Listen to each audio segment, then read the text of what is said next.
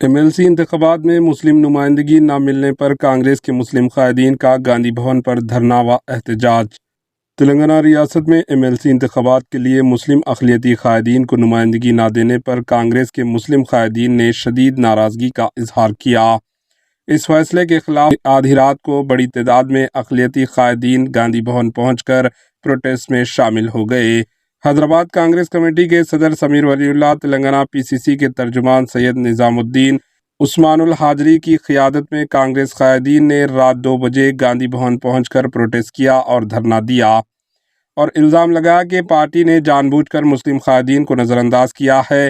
ان کا کہنا تھا کہ ریاست تلنگانہ میں 14% مسلم آبادی ہونے کے باوجود کانگریس نے کسی بھی مسلم امیدوار کو MLC انتخابات کے لیے ٹکٹ نہیں دیا، جس سے اقلیتوں میں سخت ناراضگی پائی جاتی ہے۔ پروٹیسٹ کے دوران حالات کشیدہ ہونے پر پولیس نے مداخلت کرتے ہوئے مظاہرین کو حراست میں لے لیا اور انہیں بیگم بازار اور مشیرآباد پولیس اسٹیشن میں منتقل کر دیا۔ Bureau report AHN news.